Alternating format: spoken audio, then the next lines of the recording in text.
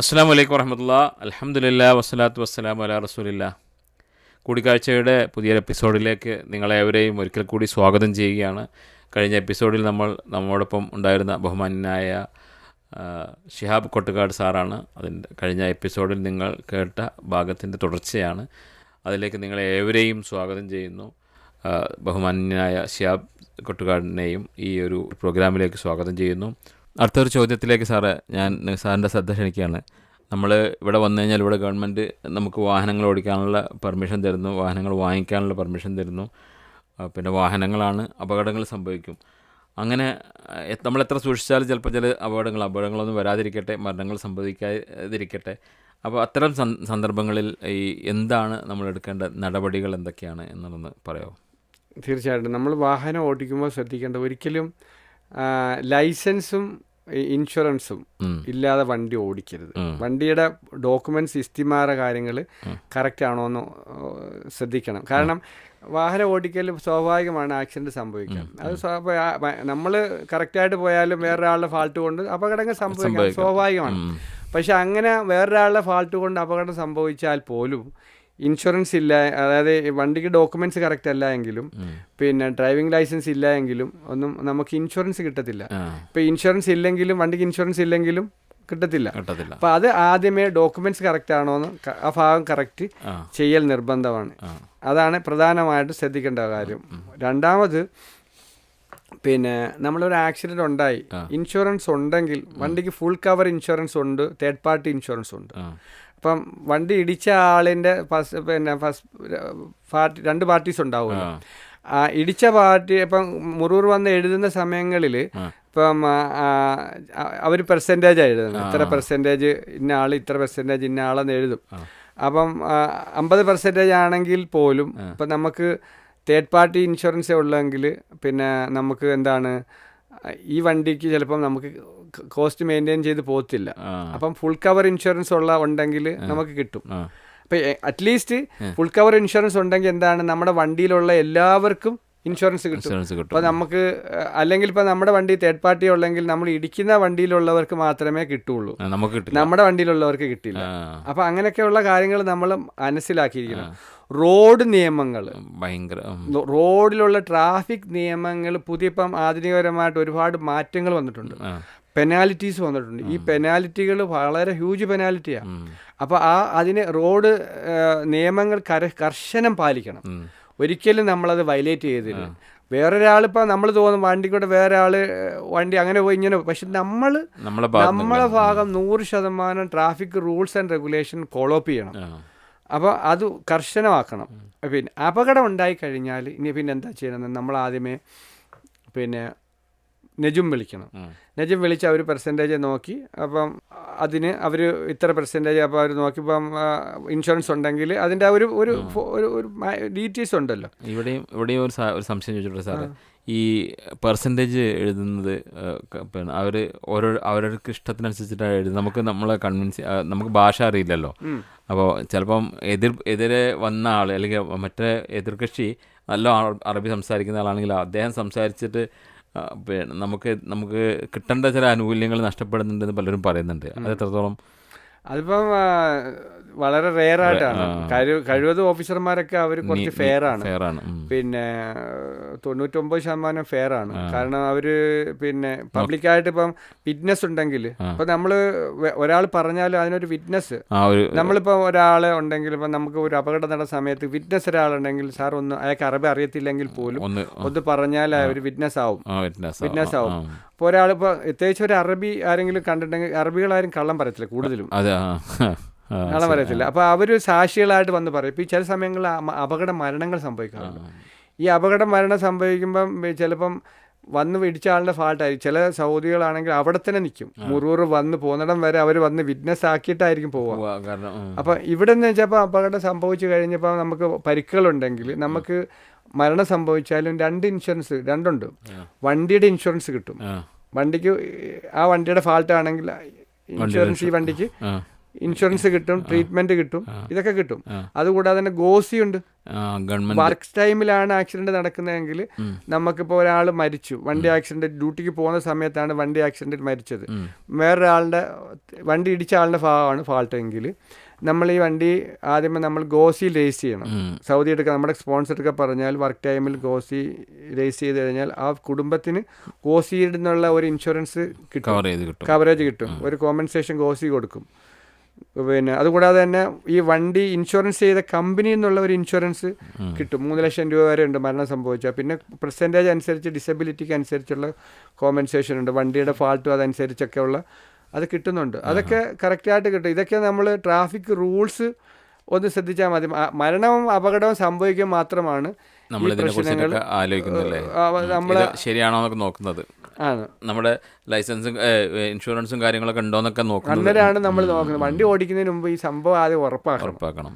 സാറേ, നമുക്ക് ഇനി വളരെ പ്രധാനപ്പെട്ട ഒരു ഏരിയയിലേക്കാണ് നമ്മുടെ ശ്രദ്ധ ക്ഷണിക്കുന്നത്. നമുക്കറിയില്ല നമ്മളുടെ മരണം എവിടെ നിന്നാണ് എപ്പോഴാണെന്നുള്ളത്. അള്ളാഹു നമ്മളെല്ലാവരെയും നല്ല രീതിയിൽ നമ്മുടെ മരണം, അതായത് ഒരു അപകട മരണത്തെ തൊട്ടും അതുപോലുള്ള മോശമായ മരണത്തിൽ നിന്ന് നമ്മളൊക്കെ അള്ളാഹു കാത്തുരക്ഷിക്കട്ടെ. ഇനി നമുക്ക് അറിയേണ്ടത്, ഇവിടെ നമ്മൾ സൗദി അറേബ്യയിലാണ്, ചിലപ്പോൾ നമ്മൾ ഫാമിലി ആയിട്ടുണ്ട് അല്ലെങ്കിൽ ബാച്ചിലറായിട്ടുണ്ടാവും. നമ്മൾ ഒരു വ്യക്തി മരണപ്പെട്ടാൽ ആ വ്യക്തിക്ക് പിന്നെ ഒന്നും ചെയ്യാൻ കഴിയില്ല, മരിച്ചു കഴിഞ്ഞല്ലോ. പക്ഷേ ആ മരണം അറിഞ്ഞു കഴിഞ്ഞാൽ അടുത്ത സുഹൃത്തുക്കളാണെങ്കിൽ അല്ലെങ്കിൽ അടുത്ത ബന്ധുക്കളുണ്ടാവും, അല്ലെങ്കിൽ കൂടെ ജോലി ചെയ്യുന്നവർക്കൊക്കെ ആ സമയത്ത് എന്താണ് നമ്മൾ ചെയ്യേണ്ടത് എന്നുള്ളത് കൂടി ഒന്ന്, കാരണം ബോഡി ഇവിടുന്ന് ക്ലിയർ ചെയ്യണം, അല്ലെങ്കിൽ പിന്നെ ഇവിടെ കബറടക്കണം, അത്ര നൂലാമാലകൾ നിയമങ്ങളൊക്കെ ഒരുപാടുണ്ടാവും. അപ്പോൾ അതിനെ ഒരുപാട് മരണങ്ങൾ അറ്റൻഡ് ചെയ്ത വ്യക്തി എന്ന നിലക്ക് സാറിന് എന്താണ് പറയാനുള്ളത്? അതൊരു വാസ്റ്റ് സബ്ജക്റ്റാണ്. എനിക്ക് തോന്നുന്നു ഒരു ദിവസത്തിലുള്ള ചർച്ച ചെയ്യേണ്ട ഒരു കാര്യമാണ്. അത്രയധികം റേഡിയോയിൽ എനിക്ക് തോന്നുന്നു ഒരു പ്രത്യേക ഒരു പങ്ക്തിയായിട്ട് തുടങ്ങേണ്ട ഒരു കാര്യമാണ്. കാരണം ഈ മരണം പല രീതിയിലുള്ള മരണങ്ങളാണ് സംഭവിക്കുന്നത്. ഫോർമാലിറ്റി ചെറിയ വ്യത്യാസങ്ങളുണ്ട്. ഉദാഹരണം, ഒരു സ്വാഭാവിക മരണം ഉണ്ടാവാം, ആക്സിഡൻ്റൽ മരണം ഉണ്ടാവും, സൂയിസൈഡ് കേസുകളുണ്ടാവും, സസ്പീഷ്യസ് കേസുകളുണ്ടാവും, മർഡർ കേസുകളുണ്ടാവും. അങ്ങനെ പല രീതിയിലുള്ള മരണങ്ങളുടെ ഒരു പ്രൊസീജിയറിൽ ചെറിയ വ്യത്യാസങ്ങളുണ്ട്. ഇപ്പോൾ ഉദാഹരണം, സാധാരണമായിട്ട് ഒരാൾ ഹാർട്ട് അറ്റാക്കായിട്ട് മരിച്ചു, അല്ലെങ്കിൽ അയാൾ റൂമിൽ മരിച്ചു, അല്ലെങ്കിൽ നമ്മൾ ഹോസ്പിറ്റലിൽ കൊണ്ടുപോകുന്ന വഴിക്ക് മരിച്ചു, അവിടെ പോലും വ്യത്യസ്തതകളുണ്ട്. ഇപ്പോൾ ഉദാഹരണം, ഒരാൾ നോർമലായിട്ട് ഒരാൾ മരിക്കുകയാണെങ്കിൽ, ഇപ്പോൾ ഹോസ്പിറ്റലിൽ വെച്ച് മരിക്കുന്ന ഒരു കേസാണെങ്കിൽ അവിടുന്ന് മെഡിക്കൽ റിപ്പോർട്ടും കാര്യങ്ങളൊക്കെ കറക്റ്റായിട്ട് കിട്ടും. അപ്പോൾ അതനുസരിച്ച് നമ്മൾ ഇവിടെ അടക്കാനോ നാട്ടിൽ കൊണ്ടുപോകാനോ ആണ് ഫാമിലിയുടെ കൺസെൻ്റ് ഉണ്ടെങ്കിൽ, അപ്പോൾ ആദ്യമേ ഫാമിലിയുടെ കൺസെൻ്റാണ് വാങ്ങേണ്ടത്. ഒന്ന്. രണ്ടാമത് അവർ നാട്ടിൽ കൊണ്ടുപോകണം, ഇവിടെ അടക്കണോ എന്നുള്ള ഒരു കൺഫർമേഷൻ. അത് നാട്ടിൽ നിന്ന് പവർ ഓഫ് അറ്റോർണി 50-100 രൂപ മുദ്രപത്രത്തിൽ അടക്കാനാണെങ്കിൽ ഫാമിലിയിലുള്ള ലീഗലൈസ് അവകാശികൾ എല്ലാവരും ഒപ്പിടണം, ജീവിച്ചിരിക്കണം. ഇവിടെ അടക്കാനാണെങ്കിൽ. നാട്ടിൽ കൊണ്ടുപോകാനാണെങ്കിൽ വൈഫോ അമ്മയോ അച്ഛനോ കൺസെൻ്റ് ഉണ്ടെങ്കിൽ ബോഡി നാട്ടിലേക്ക് കൊണ്ടുപോകും. ഒന്നിൽ രണ്ട് ഭാര്യമാരുണ്ടെങ്കിലാണ് അവരുടെ അനുവാദം കൂടി വേണ്ടി വരുന്നത്. ഒറ്റയ്ക്ക് ഉള്ളെങ്കിൽ കുഴപ്പമില്ല. അപ്പോൾ അവിടെ ഒന്ന് അത് വാങ്ങിക്കഴിഞ്ഞ് ഇവിടുത്തെ സ്പോൺസറെ അറിയിക്കുക. അത് കഴിഞ്ഞതിന് ശേഷം നമ്മൾ സ്പോൺസറുടെ കയ്യിൽ നിന്ന് ഹോസ്പിറ്റലിൽ നിന്ന് മെഡിക്കൽ റിപ്പോർട്ട് വാങ്ങുക, അത് ട്രാൻസ്ലേഷൻ ചെയ്യുക.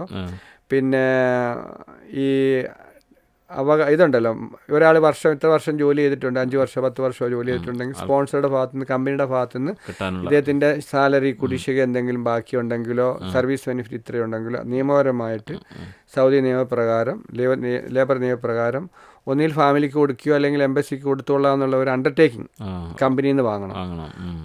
ചില കമ്പനികൾ പെട്ടെന്ന് തന്നെ ക്ലിയർ ചെയ്യും. പക്ഷെ ആ കാലതാമസം ഒഴിവാക്കാൻ വേണ്ടി ബോഡി നാട്ടിലേക്ക് അയക്കുന്നതിനിടയിൽ ഈ പൈസ ഒക്കെ അയക്കാൻ കുറച്ച് ഫോർമാലിറ്റി ഉണ്ടല്ലോ. ഇപ്പം അക്കൗണ്ടൻറ്റൊക്കെ കറക്റ്റ് സമയത്ത് ഇല്ലെങ്കിൽ കമ്പനിയുടെ ഏതെങ്കിലും ഒരു ഉത്തരവാദിത്തപ്പെട്ട ഒരാൾ അണ്ടർടേക്കിംഗ് ചെയ്താൽ മതി. ആ പേപ്പറും മെഡിക്കൽ റിപ്പോർട്ടും അതിൻ്റെ ട്രാൻസ്ലേഷനും ഫാമിലി കൺസെൻറ്റും കൂടെ എംബസിയിൽ കൊടുത്താൽ, പിന്നെ അതിൻ്റെ ആ സപ്പോർട്ടീവ് ഡോക്യുമെൻറ്റ്സ് എന്ന് പറഞ്ഞാൽ ഐഡികളാണ്. പേരൻസിൻ്റെ ലീഗലൈസിൻ്റെ ഐ ഡി, മരിച്ച ആൾ ഐ ഡിയും, ആരെയാണോ നമ്മൾ ഈ ഫോർമാലിറ്റി ചെയ്യാൻ ഏൽപ്പിക്കപ്പെടുന്ന ആളിൻ്റെ ഐ ഡിയും സഹിതം അവരുടെ ഫാമിലി നമ്പരും പിന്നെ കമ്പനി നമ്പരും ഇന്ത്യയിലെ നമ്പരും കൂടെ സഹിതം എംബസിക്ക് കൊടുത്താൽ എംബസി ഒരു നോ ഒബ്ജെക്ഷൻ സർട്ടിഫിക്കറ്റ് തരും. ഇപ്പോൾ ഓരോ പ്രോവിൻസിലും വ്യത്യാസമുണ്ട്. അത് ഈസ്റ്റേൺ പ്രോവിൻസാണ്. ഇപ്പം അസീർ പ്രോവിൻസിൽ ഇപ്പം ജിദ്ദയുണ്ട്, റിയാദും ദമാമും റിയാദ് എംബസി രണ്ടല്ല വരും. അപ്പം നമുക്ക് ആ NOC എംബസി തരും. എംബസി NOC തന്നു കഴിഞ്ഞാൽ ഇപ്പോൾ റിയാദിലും ദമാമിലും ഒക്കെ ആണെങ്കിൽ നമ്മൾ അതായത് പോലീസ് സ്റ്റേഷനിൽ കൊടുക്കുമ്പം പോലീസ് സ്റ്റേഷനിൽ നിന്ന് അവിടെ നമുക്ക് ബോഡി അടക്കാനാണെങ്കിൽ അവരൊരു പേപ്പർ തരും, അടക്കാനൊരു പേപ്പർ തരും. അപ്പോൾ അതുകൊണ്ട് നമ്മൾ മക്ബറ ഏത് ഹോസ്പിറ്റലിലാണോ മോർച്ചറിലാണോ ഇരിക്കുന്നത് അത് കൊടുത്താൽ അവിടുന്ന് ആ ബോഡി എടുത്ത് നമുക്ക് ഈ ഇപ്പം ബോഡി മറവ് ചെയ്യുന്നതിന് ഒരുപാട് സർവീസ് പ്രൊവൈഡേഴ്സ് ഉണ്ട്. അവർ ഫ്രീ സർവീസാണ്, ഒരു പൈസയും ചിലവില്ല. അവർ ദൈവത്തിൻ്റെ ഭാഗത്തു നിന്ന് ഒരു പ്രീതി പ്രതീക്ഷിച്ചുകൊണ്ടാണ് ഈ എല്ലാ കർമ്മങ്ങളും ഫ്രീ ആയിട്ട് ചെയ്തു കൊടുക്കുന്നത്. അത് ചെയ്തു കൊടുക്കുന്നത് മയത്ത് കുളിപ്പിക്കൽ ചടങ്ങുകൾ വളരെ റെസ്പെക്റ്റാണ് അവർ. അപ്പോൾ എന്നിട്ട് ആ പേപ്പർ അവിടെ കൊടുത്ത് അവർ കൊണ്ടുവന്ന് മക്ബറയിൽ കൊണ്ടുപോയി അടക്കാനുള്ള ഒരു സംവിധാനമാണത്. അടക്കി കഴിഞ്ഞാൽ അവിടെ നിന്ന് തന്നെ ഇപ്പോഴും പിന്നെ നമുക്ക് ആരെ പേരിലാണോ അവർക്ക് ആ ബറിയൽ സർട്ടിഫിക്കറ്റ് അവരുടെ മെസ്സേജിലേക്ക് തന്നെ പോകും. നമുക്ക് തന്നെ ഇപ്പം അവർ മേടിക്കാൻ വേണ്ടി പണ്ട് പോകണമായിരുന്നു, നമ്മൾ മുനിസിപ്പാലിറ്റി പോകണമായിരുന്നു. ഇപ്പോൾ അതും പോകണ്ട, നമ്മുടെ മൊബൈലിൽ ആ മൊബൈൽ നമ്പറിൽ തന്നെ അന്നേരം തന്നെ ആ ഡെത്ത് പിന്നെ ബറിയൽ സർട്ടിഫിക്കറ്റ് വരും. ഇതൊരു ഫോർമാലിറ്റി. പിന്നെ അതിനുശേഷം നമ്മൾ ഡെത്ത് സർട്ടിഫിക്കറ്റിന് അഹ്വാലിൽ പോയിട്ട് ആ സർട്ടിഫിക്കറ്റ് കൂടെ റെഡിയാക്കി നമ്മൾ പിന്നെ എംബസി കൊടുത്താൽ എംബസിയിൽ നിന്ന് ഡെത്ത് സർട്ടിഫിക്കറ്റ് കുടുംബങ്ങളിലേക്ക് അയച്ചു കൊടുക്കുമ്പോൾ ആ ഫോർമാലിറ്റി കഴിയും. ഇതാണ് നോർമൽ ഒരു ഡെത്തിൻ്റെ ഉള്ളൊരു കേസ്. ഇനിയിപ്പം നടക്കുന്നത് ഒരു പിന്നെ ഒരു സൂയിസൈഡ് കേസാണ്.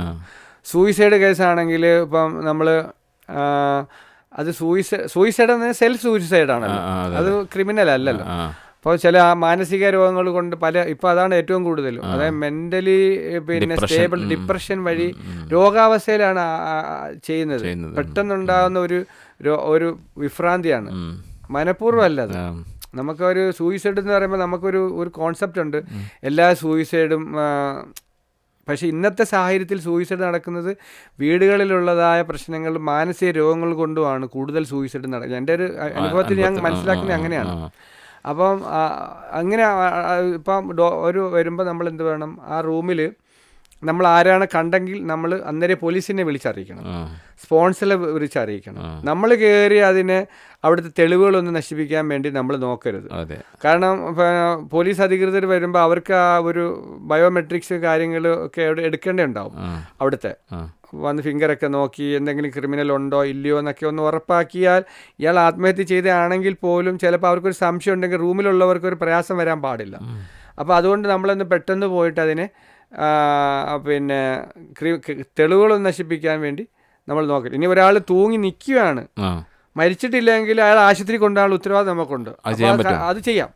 അയാൾ മരിച്ചിട്ടില്ല എന്ന് മനസ്സിലാക്കുകയാണെങ്കിൽ ഒരാൾ മരിക്കാൻ വേണ്ടി തൂങ്ങി നിൽക്കുന്ന നമ്മൾ ഉറപ്പുണ്ടെങ്കിൽ പെട്ടെന്ന് കട്ട് ചെയ്ത് പഴയ പോലീസിനെ വിളിച്ച് നമുക്ക് ആംബുലൻസിനെ വിളിച്ച് കൊണ്ടുപോകാം. അതിന് അറബികളെ കാത്തുക്കൊന്നും വേണ്ടല്ലേ, അതിന് നമ്മൾ ആംബുലൻസിനെ അന്നേ വിളിച്ച് അറിയിക്കണം, അതേ പോലീസ് സ്റ്റേഷനെ വിളിച്ച് പറയണം ഇങ്ങനെ സംഭവം ആൾ തൂങ്ങി. അവരും തന്നെ പറയും നിങ്ങൾ കട്ട് ചെയ്തിടാൻ പറയും. മരിച്ചിട്ടില്ലെങ്കിൽ കട്ട് ചെയ്യാൻ ആളെ രക്ഷിക്കുക എന്നുള്ളൊരു ഉത്തരവാദിത്വം ഉണ്ടല്ലോ. മരിച്ചു കഴിഞ്ഞാൽ നമ്മളത് ചെയ്യാൻ പാടില്ല. ജീവനുണ്ടെങ്കിൽ നമ്മൾ അതിനെ ആളെ രക്ഷിക്കുക നമ്മുടെ ഉത്തരവാദിത്വമാണല്ലോ. അപ്പോൾ അങ്ങനെ അത് ചെയ്യാം. ഞാനൊരു സംശയം ചോദിച്ചോട്ടെ, ഒരാളിപ്പോൾ തൂങ്ങുന്നത് കണ്ടു കഴിഞ്ഞാൽ പിന്നെ അവിടെ നമ്മൾ വിളിക്കാനും നിൽക്കണ്ടല്ലോ, അവിടെ അപ്പോൾ അതിന് നമ്മൾ പറയണം, പോലീസിനെ വിളിച്ച് പറയണം ഒരാളിങ്ങനെ നിൽക്കുന്നു എന്ന് പറഞ്ഞിട്ട് വേണം കട്ട് ചെയ്യാൻ. അതെ, അല്ലാതെ വിളിച്ച് പറഞ്ഞിട്ട് അത് ഒരാൾക്ക് വിളിക്കാനും ഇത് പറയുന്നതിന് വളരെ ഈസിയാണല്ലോ. നമ്പർ 999 ജസ്റ്റ് ഒന്ന് ഡയൽ ചെയ്താൽ മതി. ഒരാൾ ഡയൽ ചെയ്യുക, ഒരാൾ പോവുക, റൂമിൽ കയറി കട്ട് ചെയ്തില്ലോ, അതിനുകൊണ്ട് കുഴപ്പമില്ല. ഇങ്ങനെ സംഭവം അവരാരും ഒന്നും പറയാം. ആളുകൾക്ക് പേടിയാണ് ഇവിടുത്തെ നിയമത്തിൻ്റെ. ഇപ്പോൾ പണ്ട് പിന്നെ ആക്സിഡൻ്റ് ആയ സ്ഥലത്ത് പോയി നോക്കുന്നത് പോലും പോലീസുകാർ സമ്മതിക്കാറില്ല, ഒരു ആക്സിഡൻ്റ് ആയ സ്ഥലത്ത്. അപ്പോൾ അത് പക്ഷേ ആക്സിഡൻറ്റ് സ്ഥലത്ത് പോകുന്നതിന് പ്രശ്നമില്ല. ഇതിനകത്തുള്ള പണ്ട് ആക്സിഡൻറ്റ് സ്ഥലത്ത് പോയിട്ട് ഇപ്പം ഫോട്ടോ എടുത്ത് സോഷ്യൽ മീഡിയ ഇടയിൽ അതിപ്പം കുറ്റകരമാണ്. ഇപ്പം ചെയ്യാൻ പാടില്ല. നമ്മളിവരടുത്ത് ഒരു ആക്സിഡൻ്റ് ഉണ്ട്, റോഡിലൊരു ആക്സിഡൻ്റ് ഉണ്ടായാൽ പോലും അതെടുത്ത് അന്നേരം എടുത്ത് സോഷ്യൽ മീഡിയ ഇടരുത്. നമ്മൾ ഇതുകൊണ്ടുള്ള സൂയിസൈഡ് കേസോ കാര്യങ്ങളോ എന്തെങ്കിലും ഉണ്ടെങ്കിൽ പോലും നമ്മൾ ഫോട്ടോ എടുത്ത് പിന്നെ സോഷ്യൽ മീഡിയ ഇടാൻ പാടില്ല. അത് ഓക്കെ. അപ്പോൾ ഈ സൂയിസൈഡ് കേസാണെങ്കിൽ നമ്മൾ എന്താ വേണം, ഇപ്പോൾ അയാൾ സ്വയം മരിച്ചതാണോ നമുക്ക് ഉറപ്പുണ്ടെങ്കിൽ എന്ത് വേണം, നമ്മൾ നാട്ടിൽ നിന്നും അവരെ വീട്ടിൽ അറിയിക്കുക, സ്പോൺസറെ അറിയിക്കുക, പോലീസിൽ അറിയിക്കുക. പോലീസുകാർ വരും, അതിൻ്റെ ഒരു ടീം വരും, ഫോറൻസിക് ഡിവിഷനും കാര്യങ്ങളൊക്കെ വരും. അതിൻ്റെ ഒരു ഫോർമാലിറ്റി ഉണ്ട്, എന്തെങ്കിലും ക്രിമിനൽ പശ്ചാത്തലം ഉണ്ടോ ഇല്ലയോ എന്നുള്ള അവർ ഉറപ്പാക്കിയതിന് ശേഷം അവർക്ക് എല്ലാം ഒരു കൺഫർമേഷൻ കിട്ടിയതിന് ശേഷം ഒരു എക്സ്റ്റേണൽ വെരിഫിക്കേഷൻ ഉണ്ടാവും. അത് കഴിഞ്ഞ് അവർക്കൊരു കൺഫർമേഷൻ കിട്ടിയാൽ അവർ പിന്നെ ഏത് ഹോസ്പിറ്റലിലേക്കാണ് നിയറസ്റ്റ് ഹോസ്പിറ്റലിലേക്ക് മാറ്റാനുള്ള അനുവാദം അവർ പോലീസിന് കൊടുക്കും. നമ്മളാരെങ്കിലും വീട്ടിൽ റൂമിലുള്ളവർ ഇപ്പം കറക്റ്റായിട്ട് അവർ പോയി പോലീസിൻ്റെ അടുത്ത് ചെന്ന് കാര്യം പറഞ്ഞാൽ മതി. ഒരാൾ ധൈര്യപൂർവ്വം പോയി കാര്യം പറയണം, പിന്നെ എങ്ങനെയാണ് സംഭവിച്ചത്. അപ്പോൾ നമ്മളെല്ലാവരും അങ്ങ് മാറിപ്പോയി അയാൾ തൂങ്ങി മരിച്ചതാണെന്ന് പറഞ്ഞ് ഓടിപ്പോകാൻ പാടില്ല. ആരെങ്കിലും ഒരു റെസ്പോൺസിബിലിറ്റി എടുത്ത് അതിൻ്റെ അവർക്കൊരു മാഷർ ഇത് എഴുതണമല്ലോ, ഒരു റിപ്പോർട്ട് എഴുതണ്ടേ. ഒരു പോലീസ് റിപ്പോർട്ട് എഴുതണമല്ലോ, അതിൻ്റെ ബേസിൽ ഇന്ന പറഞ്ഞ് ഇയാൾ മരുന്ന് കഴിച്ചുകൊണ്ടിരുന്നതാണോ, ഇയാൾക്ക് ഡിപ്രഷൻ ഉള്ളതാണോ, അല്ലെങ്കിൽ ഫാമിലി വിഷയം എന്തെങ്കിലും ഉള്ള ആളാണോ, ഈ കാര്യങ്ങളൊക്കെ നമ്മൾ പറയുക, എന്താ നടന്നെന്നുള്ളത് കറക്റ്റായിട്ട് പറഞ്ഞാൽ അവരുടെ പേര് കുറ്റമൊന്നും ഉണ്ടാവില്ല. അവർ കാര്യങ്ങളെല്ലാം നോട്ട് ചെയ്ത് അവർക്ക് ഒരു പ്രശ്നമില്ല, ധൈര്യമായിട്ട് പറയാം. അവരൊന്നും പിടിച്ചകത്തെടുത്തൊന്നുമില്ല. അത് കറക്റ്റായിട്ട് പറഞ്ഞാൽ അവർക്ക് സന്തോഷമാണ്. കാരണം അവർക്കത് ഈസിയായി, കുറച്ചുകൂടെ ഈസിയായി നടക്കും. ഇത് നമ്മൾ ഓടിപ്പോകുമ്പോഴാണ് സംശയമായി പ്രശ്നമായി എല്ലാവരും പ്രശ്നമാവുന്നത്. അപ്പോൾ അതിനൊന്നും നിൽക്കരുത്. നമ്മൾ ധൈര്യപൂർവ്വം പോയിട്ട് ആ പോലീസ് ഓഫീസർമാർ കാര്യം പറയും, ഇങ്ങനെയാണ് സംഭവിച്ചത് എന്ന് പറഞ്ഞാൽ അവർക്കും ഈസിയായി, നമുക്കും ഈസിയായി, ഫോർമാലിറ്റി ഈസിയായി. അപ്പോൾ അത് കഴിഞ്ഞതിന് ശേഷം ഈ പിന്നെ ബോഡി ഹോസ്പിറ്റലിലേക്ക് മാറിക്കഴിഞ്ഞാൽ അവരൊരു എക്സ്റ്റേണൽ ഒരു വെരിഫിക്കേഷൻ, ഒരു ഇൻറ്റേർണൽ വെരിഫിക്കേഷനൊക്കെ അവർക്കുണ്ടാവും, ഒരു ഫോറൻസിക് ടീമിൻ്റെ. അപ്പോൾ അവർക്ക് മറ്റ് ക്രിമിനൽ ഒന്നും ഇല്ലെങ്കിൽ അന്നേരം ചിലപ്പോൾ മെഡിക്കൽ റിപ്പോർട്ട് തരും, ചിലപ്പോൾ പോസ്റ്റ്മോർട്ടം ചെയ്യും. അത് പോലീസുകാരുടെ റിപ്പോർട്ട് അനുസരിച്ചായിരിക്കും മിക്കതും അവർ പോസ്റ്റ്മോർട്ടം ചെയ്യും, ചിലത് പോസ്റ്റ്മോർട്ടം ചെയ്യത്തില്ല. അപ്പോൾ നമുക്ക് ഫാമിലി അന്നേരം എന്ത് ചെയ്യണം, പിന്നെ ലെറ്റർ എംബസിക്ക് അയക്കണം. ഒരു ഇതൊക്കെ നേരത്തെ പറഞ്ഞ ഒരു അഫിഡവിറ്റ്, ഞങ്ങൾക്ക് പരാതിയില്ല, ഇയാൾ ആത്മഹത്യ ചെയ്തതാണ് എന്നെങ്കിൽ ഞങ്ങൾക്ക് പരാതിയൊന്നുമില്ല, പോസ്റ്റ്മോർട്ടം ചെയ്യാതെ ബോഡി നാട്ടിലേക്ക് അയക്കണം എന്നൊക്കെ പറഞ്ഞ് അത് എംബസി കൊടുത്താൽ എംബസിയിൽ നിന്ന് പോലീസ് സ്റ്റേഷനിലേക്ക് ഒരു പേപ്പർ തരും. അത് കൊടുത്താൽ ചില പോലീസ് ഓഫീസ് അപ്പം അവർക്ക് ഓക്കെ ആണെങ്കിൽ അവർക്കും അറിയാമല്ലോ, ഒരു ഏകദേശ രൂപം കിട്ടിയ ചിലപ്പോൾ പോസ്റ്റ്മോർട്ടം ഒഴിവാക്കി തന്നെ അവർ മെഡിക്കൽ റിപ്പോർട്ട് തരും. ഇനി ചില കാര്യങ്ങൾക്ക് അവർ പോസ്റ്റ്മോർട്ടം ചെയ്യും, പോലീസ് തന്നെ എഴുതും പോസ്റ്റ്മോർട്ടത്തിന് വേണ്ടി. എഴുതി കഴിഞ്ഞാൽ പിന്നെ അതിനകത്തൊന്നും ചെയ്യാൻ കഴിയത്തില്ല. അത് കിട്ടി പിന്നെ അതിൻ്റെ റിപ്പോർട്ട് കിട്ടും. പിന്നെ റിപ്പോർട്ടെന്ന് പറഞ്ഞാൽ പോസ്റ്റ്മോർട്ടം ചെയ്ത് കഴിഞ്ഞാൽ ഒരു പ്രാഥമിക റിപ്പോർട്ട് അവർ തരും. ഈ പ്രാഥമിക റിപ്പോർട്ടിൻ്റെ അടിസ്ഥാനത്തിൽ നമുക്ക് ബോഡി മറവ് ചെയ്യുന്നതിനോ നാട്ടിൽ കൊണ്ടുപോകുന്നതിനോ പ്രശ്നമില്ല. ഫൈനൽ ഫോറൻസിക് റിപ്പോർട്ട് കിട്ടുന്നതിന് അതിൻ്റെ ചില നടപടിക്രമങ്ങളുണ്ട്. കാരണം ഈ കെമിക്കൽ ലാബിൽ നിന്നൊക്കെ ടെസ്റ്റ് വരുന്നതിന് കുറച്ച് സമയമെടുക്കും. അതുവരെ നമുക്ക് ബോഡി ഇവിടെ വെച്ചേക്കാൻ പറ്റത്തില്ല, നാട്ടിൽ കൊണ്ടുപോകുന്നതിനാണെങ്കിലും മറവ് ചെയ്യുന്നതിനും നമുക്ക് വെക്കാൻ പറ്റത്തില്ല. ഇപ്പം അതുകൊണ്ട് അവർ ടെമ്പററി മെഡിക്കൽ റിപ്പോർട്ട് വന്ന് നമുക്ക് ബോഡി നാട്ടിലേക്ക് അയക്കാം, അല്ലെങ്കിൽ ബറി ചെയ്യാം. അപ്പോൾ അങ്ങനെ ആ മെഡിക്കൽ റിപ്പോർട്ട് കിട്ടുന്ന അനുസരിച്ച് നമ്മൾ നേരത്തെ ഞാൻ പറഞ്ഞ കമ്പനിയുടെ സർവീസ് ബെനിഫിറ്റ്, സാലറി ഡ്യൂസിൻ്റെ കൺഫർമേഷൻ ലെറ്ററും ഈ ഐഡികളും എല്ലാവരുടെ ഐഡിയും ഫാമിലി കൺസെൻറ്റും എല്ലാം കൂടെ നമ്മൾ എംബസി കൊടുക്കുമ്പോൾ എംബസിയിൽ നിന്ന് NOC തരും. അത് നമ്മൾ കൺസേൺഡ് പോലീസ് സ്റ്റേഷനിൽ കൊടുക്കുമ്പോൾ അവിടുന്ന് പിന്നെ ബറിയലാണെങ്കിലും ഡെസ്പാച്ച് ആണെങ്കിലും അതിൻ്റെ ഡോക്യുമെൻറ്റ്സ് തരും. പോലീസ് സ്റ്റേഷനിൽ നിന്ന് കുറച്ച് ഡെസ്പാച്ച് ആണെങ്കിൽ കുറച്ച് ഡോക്യുമെൻ്റ് ഉണ്ട്. Body dispatch to India, no objection letter, അത് പാസ്പോർട്ട് ഓഫീസിലേക്കും കാർഗോയിലേക്കും, പിന്നെ പാസ്പോർട്ട് പിന്നെ ജവാസാത്ത് എയർപോർട്ടിലേക്ക്, അങ്ങനെയൊക്കെ 5-6 ഡിപ്പാർട്ട്മെൻറ്റിലേക്കായിരിക്കും തരുന്നത്. പിന്നെ നമ്മളതിന് 3000 റിയാൽ 5000 റിയാൽ പിന്നെ ഹോസ്പിറ്റൽ എംബാമിങ് ചാർജ് അടയ്ക്കണം. പിന്നെ അതിൻ്റെ കാർഗോ ഫീസ് അടയ്ക്കണം. പിന്നെ നമ്മൾ കാർഗോ ഏതെങ്കിലും ഒരു ഏജൻസി ബന്ധപ്പെട്ട് അവർ വഴിയാണ് നമ്മൾ കാർഗോ ബുക്ക് ചെയ്യുന്നത്. അപ്പോൾ അവർ വഴി അതിൻ്റെ ഫോർമാലിറ്റിയൊക്കെ അവർ ചെയ്യും. നമ്മൾ ഈ NOC മേടിച്ച് പോലീസ് സ്റ്റേഷനിലുള്ള ക്ലിയറൻസും ഇവിടെ വാങ്ങി നമ്മൾ കാർഗോ ഓഫീസിൽ കൊടുത്താൽ മതി. ഈ സാമ്പത്തിക ചെലവൊക്കെ ഈ മരിച്ച ആളിനെടുക്കണം അതോ? അതായത് സൗദി ലേബർ നിയമപ്രകാരം മരണപ്പെട്ട് കഴിഞ്ഞാൽ അതിൻ്റെ ബോഡി ഡിപ്പാർട്ടേഷൻ എക്സ്പെൻസ് സ്പോൺസർ വഹിക്കണമെന്നാണ്. ഇനി ഏതെങ്കിലും ഒരാൾ സ്പോൺസർ വഹിക്കത്തില്ല എന്ന് പറഞ്ഞാൽ എംബസി വഹിക്കും, ആ ചെലവ് വഹിക്കും. ഇപ്പോൾ ഏതെങ്കിലും ഒരാൾ ഹുറൂബാണെങ്കിൽ അയാളെ പൈസ ബോഡി എംബസി വഹിക്കും. ബോഡി നാട്ടിലേക്ക് അയക്കാനുള്ള എത്ര ചിലവായാലും എംബസി വഹിക്കും. ഇനി ഏതെങ്കിലും ഒരാൾ കഫീൻ്റെ കീഴിൽ ജോലി ചെയ്യുന്നില്ല, പാവപ്പെട്ട ഒരാൾ ബോഡി നാട്ടിലയക്കാൻ വേണ്ടി പിരിക്കേണ്ട ഒരു ആവശ്യമില്ല. ആ കാര്യം എംബസിയെ അറിയിച്ചാൽ മതി. ഇന്നേ വരെയൊക്കെ ഒരു ബോഡി പോലും എംബസിയുടെ അറിഞ്ഞിട്ട് പിന്നെ പാവപ്പെട്ട ആന്ന് അറിഞ്ഞിട്ട് പിരിക്കേണ്ട ഒരവസ്ഥ. എംബസി ആ പേയ്മെന്റ് കൊടുക്കാനുള്ള ICW ഫണ്ടുണ്ട്. ഒരുപാട് പേഷ്യന്റിനെ അയക്കാറുണ്ട്, സ്ട്രെച്ചർ പേഷ്യന്റിന് അതേ രീതിയിൽ ചെയ്യാറുണ്ട്. പലപ്പോഴും ആളുകൾക്ക് അറിയാത്തതാണ്. പല ആളുകളും പേപ്പറിലൊക്കെ ഒരു വ്യക്തിയുടെ ഔദാര്യമായ ടിക്കറ്റ് കൊണ്ട് അദ്ദേഹത്തെ അല്ലല്ല, ഇപ്പൊ എംബസി തന്നെ ആഴ്ചയിൽ എത്ര ബോഡിയാണ് എംബസിയുടെ ചെലവിൽ ബോഡി നാട്ടിലേക്ക് വിടുന്നത്. അതുകൊണ്ട് തന്നെ പേഷ്യന്റിനെ വിടുന്നുണ്ട്. ഇപ്പം 10-20,000 റിയാൽ വരെയൊക്കെയുള്ള സ്ട്രെച്ചർ കോസ്റ്റ് എംബസി വഹിക്കാറുണ്ട്. അല്ല, ഞാൻ പറഞ്ഞു അത് ഫ്രീ ആയിട്ട് ചെയ്യാറുണ്ട്. സ്പോൺസർ വഹിച്ചിട്ടില്ല എങ്കിൽ. അതെന്ന് വെച്ചാൽ ഒരു ഇന്ത്യക്കാരൻ്റെ ബോഡി ആണെങ്കിലും ഒരു ഇന്ത്യക്കാരൻ്റെ ചികിത്സാ സമയത്ത് നാട്ടിലെത്തിക്കുന്നതിന് ഒരു ഇന്ത്യക്കാരൻ പ്രയാസം അനുഭവിക്കരുത് എന്നുള്ളത് കൊണ്ട് ആ ചെലവ് വഹിക്കാൻ എംബസി വളരെ സപ്പോർട്ടാണ്. അപ്പോൾ അങ്ങനെ ചെയ്യുന്നത്. അപ്പോൾ അങ്ങനെ ഒന്ന്. രണ്ടാമത് അതാണ് സൂയിസൈഡ് കേസിനുള്ള ഒരു കേസ്. പിന്നെ ആക്സിഡൻ്റ് ആണെങ്കിൽ നമ്മൾ എന്ത് വേണമെന്ന് പറഞ്ഞാൽ ഇതേ രീതിയിൽ ആക്സിഡൻറ്റ് റിപ്പോർട്ട് കൂടി വേണം. അപ്പോൾ ആക്സിഡൻറ്റ് വന്നു കഴിഞ്ഞാൽ ആക്സിഡൻറ്റ് റിപ്പോർട്ട് വേണം. മുറൂറിൽ നിന്നാണ് അത് മേടിക്കേണ്ടത്, മറ്റേത് പോലീസ് സ്റ്റേഷനിൽ നിന്ന്. ഇത് ആക്സിഡൻറ്റ് റിപ്പോർട്ട് വേണം. ആക്സിഡൻറ്റ് റിപ്പോർട്ട് വരുന്നതോടൊപ്പം തന്നെ സ്പോൺസർ ഗോസിയിൽ രജിസ്റ്റർ ചെയ്യണം. ഇയാളിങ്ങനെ ആക്സിഡൻറ്റ് സംഭവിച്ചിട്ടുണ്ടോ എന്നുള്ളത് ഗോസി രജിസ്റ്റർ ചെയ്ത് ആ റിപ്പോർട്ട് വേണം. പോലീസ് റിപ്പോർട്ട് വേണം, മെഡിക്കൽ റിപ്പോർട്ട് വേണം. പിന്നെ അതുകൂടാതെ തന്നെ നേരത്തെ പറഞ്ഞ സ്പോൺസറുടെ ക്ലിയറൻസ് ലെറ്റർ, ഫാമിലി അഫിഡവിറ്റ്, ഇതുകൂടെ നമ്മൾ എംബസി കൊടുക്കുമ്പോൾ അതിന് പേപ്പർ തരും, NOC തരും, പോലീസ് സ്റ്റേഷനിലെല്ലാം മുറൂറിലാണ് കൊടുക്കേണ്ടത്. കൺസേൺ മുറൂർ ഓഫീസിൽ കൊടുക്കുമ്പോൾ അവർ ചില ഗവർണർ ഓഫീസ് വഴിയായിരിക്കും ചിലത് തരുന്നത്. ചില പ്രോവിൻസുകൾ ഗവർണർ ഓഫീസിൻ്റെ പെർമിഷൻ വാങ്ങേണ്ടതുണ്ടാവും. ഇപ്പോൾ എല്ലായിടും ഇല്ല. ഇപ്പം അസീർ റീജിയനിലാണെങ്കിൽ അവിടെ ഗവർണർ ഓഫീസ് വഴിയാണ് പേപ്പർ തരുന്നത്. ഇപ്പോൾ റിയാദിലാണത് അങ്ങനെയില്ല. അപ്പോൾ അതായത് റീജിയനിലുള്ള ആ ഒരു റൂൾസ് ചെറിയൊരു മൈന്യൂട്ട് ചെറിയ വ്യത്യാസമേ ഉള്ളൂ. ബാക്കി ഡോക്യുമെൻറ്റ്സ് ഒക്കെ അന്നേരം ഗവർണർ ഓഫീസിൽ നിന്ന് തരും. ഇതില്ലാത്തതാണെങ്കിൽ പോലീസ് ഓഫീസിൽ തന്നെ തരും. അപ്പോൾ നമുക്ക് അതനുസരിച്ച് തന്നെ ഞാൻ നേരത്തെ പറഞ്ഞ ഫോർമാലിറ്റി അനുസരിച്ച് ബോഡി നാട്ടിലേക്ക് കൊണ്ടുപോകാം. പിന്നെ മർഡർ കേസിന് അതിൻ്റെതായ ഒരു അന്വേഷണം ഉണ്ടാവും. അപ്പോൾ അതുവരെ ബോഡി പോസ്റ്റ്മോർട്ടം ചെയ്ത് റിപ്പോർട്ട് വരുന്നതനുസരിച്ച് അതിൻ്റെ അന്വേഷണം അവർ ഇന്റേണലി നടത്തിക്കോളും.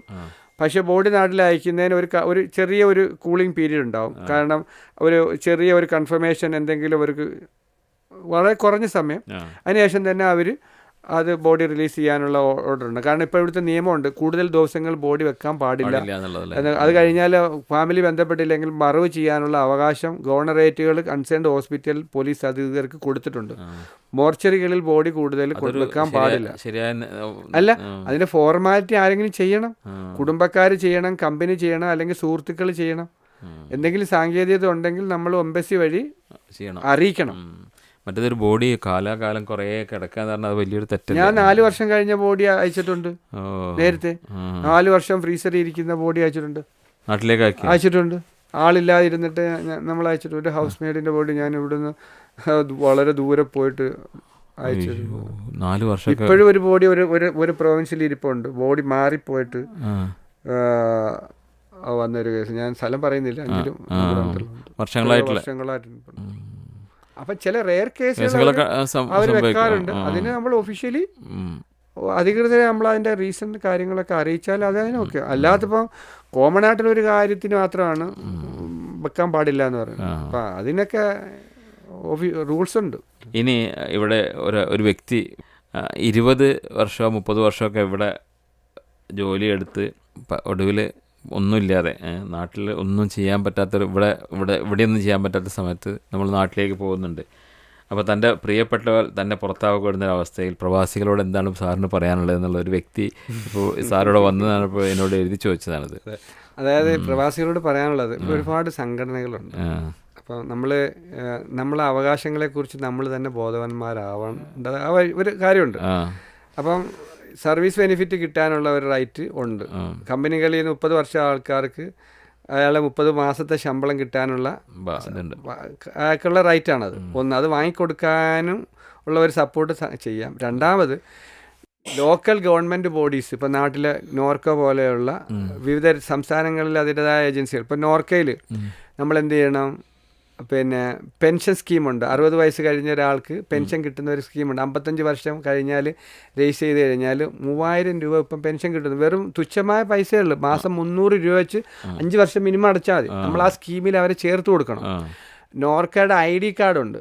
ID കാർഡ് എടുത്തു കഴിഞ്ഞാൽ പിന്നെ എന്തെങ്കിലും ഒരു ആക്സിഡൻറ്റ് സംഭവിച്ചു, ഡിസബിലിറ്റി സംഭവിച്ചാൽ 4 ലക്ഷം രൂപ കിട്ടും. അപ്പോൾ ആ പൈസ കിട്ടും. അതുകൂടാതെ തന്നെ ഈ നോർക്ക തിരിച്ചു പോകുന്ന പ്രവാസികളെ പുനരധിവസിപ്പിക്കുന്നതിന് വേണ്ടി പുനരധിവാസ പദ്ധതികളുണ്ട്. ND പ്രേം എന്നൊരു സ്കീമുണ്ട്. അതിൽ പിന്നെ 30 ലക്ഷം രൂപ വരെ ലോൺ കിട്ടും. ലോൺ എന്ന് പറയുന്നത് നമ്മുടെ ഇപ്പോൾ എന്തെങ്കിലും ഒരു ചെറിയ സംരംഭം തുടങ്ങാൻ നമ്മുടെ ഇഷ്ടം അനുസരിച്ച്, നമ്മുടെ തൊഴിൽ മേഖല എന്താണോ, ഒരു ഡ്രൈവർ ആണെങ്കിൽ ഡ്രൈവർ, പ്ലംബർ ആണെങ്കിൽ പ്ലംബർ, മെക്കാനിക്കലാണെങ്കിൽ മെക്കാനിക്കൽ, ഇലക്ട്രിക്കലാണെങ്കിൽ അവരുടെ നൈപുണ്യം എന്താണോ ആ മേഖലയിൽ അവന് തുടങ്ങാനെന്ന ഏതൊരു സ്ഥാപനത്തിനും നോർക്ക അതിന് സപ്പോർട്ട് ചെയ്യാറുണ്ട്. 15% സബ്സിഡി ഉണ്ട്, 3% ഇൻസെൻറ്റീവ് ഉണ്ട്. അതായത് ഇൻസെൻറ്റീവ് എന്ന് പറഞ്ഞാൽ പലിശ. അന്നേരം എന്താ വെച്ചാൽ ചില എല്ലാ മതവിഭാഗങ്ങൾക്കും പലിശയുമായി കണക്റ്റഡ് അല്ലാത്തതുകൊണ്ട് ഇതിനകത്ത് പലിശ വരുന്നില്ല. ആ സബ്സിഡി വരുന്നുണ്ട്, ഇൻസെൻറ്റീവ് വരുന്നുണ്ട്, നമ്മുടെ കയ്യിൽ നിന്ന് പലിശ വരുന്നില്ല. ആ ഒരു നിയത്തിൽ നമുക്ക് ഈ ലോൺ എടുക്കാം. ലോൺ എടുത്ത് നമുക്ക് പിന്നെ റീഹാബിലിറ്റേഷൻ ചെയ്യാൻ പറ്റും. 10 പേര് കൂടി ചേർന്ന് ഒരു സംരംഭം തുടങ്ങിയാൽ 30 കോടി രൂപ ആവും. അപ്പോൾ അല്ല 3 കോടി രൂപ ആവും. അപ്പോൾ അതനുസരിച്ചുള്ള ഒരു പദ്ധതി തുടങ്ങിക്കൂടെ. അങ്ങനെ അപ്പോൾ ഈ പ്രാദേശിക സംഘടനകൾക്കൊക്കെ ഇതിൽ പുനരധിവാസം സാധ്യമാക്കാൻ എളുപ്പമാവും. അപ്പം അങ്ങനെയൊക്കെയുള്ള കാര്യങ്ങൾ നമ്മൾ ചെയ്യണം. അതുകൂടാതെ തന്നെ പിന്നെ ഈ റൈറ്റ് ഉണ്ടല്ലോ, ഞാൻ പറഞ്ഞില്ലേ, ഇവിടുന്ന് സർവീസ് ബെനിഫിറ്റ് കാര്യങ്ങൾ കിട്ടി. ഇനി കിട്ടിയില്ല എങ്കിൽ അയാളൊരാളെ നാട്ടിൽ അയച്ചു. നമ്മൾ എംബസിയിൽ ഇൻറ്റിമേറ്റ് ചെയ്യുക. ഇൻറ്റിമേറ്റ് ചെയ്ത് കഴിഞ്ഞാൽ എംബസി വഴി നമ്മൾ നാട്ടിൽ ചെന്നു ഒരാളെ ഇപ്പം കയറ്റി പൈസ ഒന്നും കൊടുക്കാതെ കയറ്റി വിട്ടു. ചെന്നിട്ട് അയാൾ നാട്ടിൽ ചെന്നിട്ട് ഒരു പരാതി അയക്കുക, എന്നെ ഇത്ര വർഷം ജോലി ചെയ്യിപ്പിച്ചു, എനിക്കൊന്നും തരാതെ കയറ്റി അയച്ചു, അല്ലെ എനിക്ക് ഇന്ന ആക്സിഡൻറ്റ് സംഭവിച്ചു, ഇനി ഇന്ന ഡിസബിലിറ്റി ഉണ്ടായി, എനിക്ക് കോമ്പൻസേഷൻ തന്നില്ല. അപ്പോൾ നമ്മൾ അത് എംബസിയിൽ അറിയിച്ച എംബസി തീർച്ചയായിട്ടും കമ്പനിക്ക് അറിയിക്കും. കമ്പനി ചെയ്തില്ലെങ്കിൽ ഫോറിൻ മിനിസ്ട്രിക്ക് എംബസി എഴുതി ഫോറിൻ മിനിസ്ട്രി വഴി കമ്പനിയെ അറിയിച്ചിട്ട് അവൻ്റെ റൈറ്റ് കൊടുക്കാനുള്ള ശ്രമം നടത്തും. ചിലതൊക്കെ നടക്കും. അതെ, ഇപ്പോൾ നമ്മൾ സാറിവിടെ പറഞ്ഞത് എൻ്റെ നിയമവശങ്ങളാണ്. അതായത് ഒരിക്കലും ഒരാൾ ഇത്രയും കാലം ഗൾഫിൽ ജോലി ചെയ്തിട്ട് നാട്ടിലെത്തി കഴിഞ്ഞാൽ കഷ്ടപ്പെടാൻ പാടില്ല എന്നുള്ളതാണ്. അത് നാട്ടിലുള്ള ആളുകളും അതിനെ ആ രീതിയിൽ പരിഗണിക്കണം. കാരണം ഇവിടെ ഗൾഫ് നാടുകളിൽ ചോര നീരാക്കി അധ്വാനിച്ചതിന് ശേഷം അവരൊരു ജീവിതം കൊതിച്ചിട്ടാണ് നാട്ടിലേക്ക് വരുന്നത്. അപ്പോൾ അവരെ കൂട്ടിച്ചേർത്ത് പിടിച്ച് അവരുടെ പ്രയാസങ്ങൾ മനസ്സിലാക്കിയിട്ട് കുടുംബക്കാരെല്ലാം നല്ല രീതിയിൽ തീർച്ചയായിട്ടും. കാരണം നമ്മൾ പ്രധാനമായിട്ട് സാർ പറഞ്ഞ ഒരു വലിയൊരു പോയിന്റാണ്. കാരണം പ്രവാസികളിൽ ഇപ്പം നമ്മൾ ജസ്റ്റ് ഒരു ഇന്റർവ്യൂവിന് പറയുന്നതല്ലത്, യഥാർത്ഥമായ സത്യമാണ്. നമ്മളിവിടെ ചിലപ്പം വീട്ടിൽ ഇവിടെ കുബൂസ് കഴിച്ചായിരിക്കും, വളരെ ചുരുങ്ങിയ ഒരു ലൈഫായിരിക്കും ഭൂമികളിൽ ഉണ്ടാവുക. പ്രത്യേകിച്ച് ഈ അൺസ്കിൽഡ് ലേബേഴ്സുമായി പിന്നെ അതായത് സാധാരണക്കാരായ ആൾക്കാർ അങ്ങനെയാണ് കഴിയുന്നത്. അപ്പോൾ അവർ കുടുംബത്തെ മക്കളെ പഠിപ്പിക്കാനും വിദ്യാഭ്യാസം, കൂടാതെ തന്നെ പല ആവശ്യങ്ങളും ഉണ്ടാവും. കുടുംബവുമായി ബന്ധപ്പെട്ട് ഒട്ടനവധി ബന്ധുക്കളുടെ ആവശ്യങ്ങളും കല്യാണങ്ങളും മറ്റ് സോഷ്യലി കണക്റ്റഡായ പിരിവുകളൊക്കെ ഉണ്ടാവും. ഇതൊക്കെ അവർ മുൻപന്തിയിലുണ്ട്. അപ്പം എന്നാൽ അവർക്ക് കിട്ടുന്ന തുച്ഛമായ വരുമാനം മാത്രമേ ഉള്ളൂ. അപ്പം നാട്ടിൽ ഏതെങ്കിലും ഒരു ചെറിയ സാംസ്കാരിക ക്ലബ്ബുകൾ പോലും ഒരു പരിപാടി നടത്താൻ പ്രവാസികളുടെ വീട്ടിലേക്കാണ് പോകുന്നത്. അവർ ധാരണ പ്രവാസി ഇവരിൽ പൈസ, എന്നാൽ ഇവരിവിടെ നാട്ടിലുള്ള തൊഴിലാളിയേക്കാൾ കുറഞ്ഞ ശമ്പളത്തിലാണ് ഇവർ ജോലി ചെയ്യുന്നതും ഇവരുടെ ജീവിതവും. പക്ഷേ എല്ലാ രീതിയിലും കൊടുക്കുന്നവരാണ് പ്രവാസികൾ, ഗൾഫുകാരാണ്. അപ്പോൾ അത് അതിൻ്റെ ഒരു നന്മ. അപ്പോൾ പക്ഷെ തിരിച്ചു പോകുമ്പോൾ അവരൊന്നും കാണില്ല. പക്ഷെ ഇവിടെ ചെയ്യേണ്ടത് ആ കുടുംബക്കാർ ഇന്നേരെ അയാൾ കറക്റ്റ് ഒരു ജീവിതമില്ല, ജീവിതമില്ല. വർഷത്തിൽ ഓരോ 1-2 വർഷം കൂടുമ്പോൾ ഒരു മാസം ഒരു പ്രവാസി ജീവിക്കുന്ന അവൻ്റെ ഒരു 30 വർഷം ജീവിച്ച ഒരു പ്രവാസി അവന് മാസത്തിൽ 2 വർഷത്തിൽ കൂട്ടുന്ന 2 മാസം ലീവായിരിക്കും, ചിലപ്പോൾ 1 മാസം ലീവായിരിക്കും. നമ്മൾ 30 വർഷത്തിൽ മൊത്തത്തിൽ കൂട്ടുമ്പം ഇത്ര മാസം, 1 മാസം ചിലപ്പോൾ 2 മാസം 30 മാസമായിരിക്കാം, അല്ലെങ്കിൽ 60 മാസമായിരിക്കാം അയാൾ മൊത്തത്തിൽ കുടുംബജീവിതം നയിച്ചിട്ടുള്ളത്. അപ്പോൾ അത്ര ലൈഫ് ആക്കി കിട്ടിയിട്ടുള്ളൂ. ചിലർ 4-5 വർഷം കഴിഞ്ഞാൽ പോകാറുള്ളത്. അപ്പോൾ കുടുംബജീവിതം ഇല്ല, പിന്നെ മക്കളിലുള്ള സ്നേഹമില്ല, കറക്റ്റ് അനുഭവിക്കാൻ കഴിയുന്നില്ല. അപ്പോൾ അത്രയും പക്ഷേ എന്നാൽ ഇവരെ ഇവിടെ നിന്നുകൊണ്ട് എല്ലാ സന്തോഷങ്ങൾക്കും മനസ്സുകൊണ്ട് പ്രാർത്ഥിച്ചുകൊണ്ടും സമ്പത്ത് കൊണ്ടും ഒക്കെ സഹായിക്കാണ്. അപ്പോൾ അതേ രീതിയിൽ തിരിച്ച് ചെല്ലുമ്പോൾ രോഗിയായിട്ട് പോകുന്നത്. അപ്പോൾ ഇവിടെ തീർച്ചയായിട്ടും ഗവൺമെൻറ്റുകൾ എന്തെങ്കിലുമൊക്കെ ചെയ്യണം. ഞങ്ങൾ പറയാനുള്ളത് ഈ തിരിച്ചു പോകുന്ന പ്രവാസികൾക്ക് ഇങ്ങനെ എന്തെങ്കിലും രോഗാവസ്ഥയിൽ അവർ വന്നാൽ അവരെ ഫ്രീ ട്രീറ്റ്മെൻറ്റ് കൊടുക്കണം. അതായത് ഇപ്പം ഗവൺമെൻറ് ഹോസ്പിറ്റലിൽ അവർക്ക് ഫ്രീ ട്രീറ്റ്മെൻറ്റ്, ഇപ്പോൾ രോഗശൈലി കൂടെ ഒരുപാട് രോഗികളുണ്ട്. ഹാർട്ട് രോഗിയായിട്ട് പോകുന്നുണ്ട്, കിഡ്നി രോഗിയായി പോകുന്നുണ്ട്, പല രീതിയിൽ അപകടങ്ങൾ സംഭവിച്ച് ബെഡ് റിഡനായി പോകുന്നുണ്ട്, പാരലൈസായി പോകുന്നുണ്ട്. ഇവരെയൊക്കെ കുടുംബം പോറ്റാൻ കഴിയാത്ത, സാമ്പത്തികം ഇല്ലാത്ത ഒരുപാട് കുടുംബങ്ങളുണ്ട്. വളരെ കഷ്ടതയിൽ കഴിയുന്ന പ്രവാസികൾ കുടുംബങ്ങളും അനേകായിരമുണ്ട്. ഇപ്പോൾ ഇവരെ നമ്മുടെ ഗവൺമെൻറ്റുകളൊക്കെ നമ്മുടെ നാട്ടിലെ സന്നദ്ധ സംഘടനകളുമൊക്കെയും ചേർന്നുകൊണ്ട് അവർക്കൊക്കെ എന്തെങ്കിലും ഒരു സാന്ത്വനമാകാനും എന്തെങ്കിലുമൊക്കെ ചെയ്യാനും ഒക്കെ ഒരു കാര്യം ചെയ്യണം. ഫ്രീ ട്രീറ്റ്മെൻറ്റ് അറ്റ്ലീസ്റ്റ് ഗവൺമെൻറ് കൊടുക്കണം.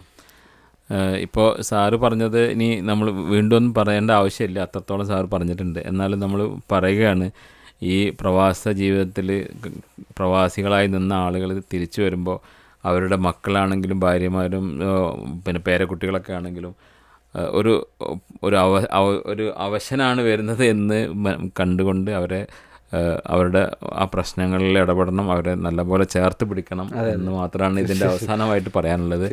നമുക്കിവിടെ ഈ ഒരു പ്രോഗ്രാം വൈൻഡപ്പ് ചെയ്യുകയാണ്. ഇതുപോലെ ഈ ഒരു പ്രോഗ്രാം കേൾക്കുന്നവരോട് നിങ്ങൾക്ക് നിങ്ങളുടെ അഭിപ്രായങ്ങൾ അറിയിക്കാം. ഇതുമായി ബന്ധപ്പെട്ട എന്തെങ്കിലും സംശയങ്ങളുണ്ടെങ്കിൽ നിങ്ങൾ ചോദിക്കാം. സാറിനെ ഒഴിവ് കിട്ടണമെങ്കിൽ സാറിനെ പോലെ അല്ലെങ്കിൽ അതുപോലെ ജീവകാരുണ്യ പ്രവർത്തനങ്ങൾ ചെയ്യുന്ന ആളുകൾ ഇനിയും നമ്മൾ വന്ന് നിങ്ങൾക്ക് നിങ്ങളുടെ സംശയങ്ങൾ തീർത്തു തരുന്നതാണ്. സാറിനോട് വളരെയധികം നന്ദി പേസ് റേഡിയോ മാനേജ്മെൻറ്റിൻ്റെ ഭാഗത്തു നിന്ന് അറിയിക്കുകയാണ്. Thank you. ഈ ഒരു സെഷനോട് അവസാനിപ്പിക്കുന്നു. ജബ്ബാർജി, വളരെ സന്തോഷം. ചെറിയ കാര്യങ്ങളാണ്, കുറഞ്ഞ സമയങ്ങൾ കൊണ്ട്, പക്ഷേ അതിൻ്റെ ഒരു അവസരം തന്നതിൽ പീസ് റേഡിയോയോടും അതിൻ്റെ എല്ലാ പിന്നിൽ പ്രവർത്തിക്കുന്നവരോടും ഉള്ള നന്ദിയും ഹൃദയത്തിൽ നിന്നുള്ള പ്രാർത്ഥനയും അള്ളാഹു അനുഗ്രഹിക്കട്ടെ. എല്ലാ ഐശ്വര്യവും അള്ളാഹു വർഷിച്ചിട്ടെ. അസ്സലാമു അലൈക്കും വറഹ്മത്തുള്ളാഹി.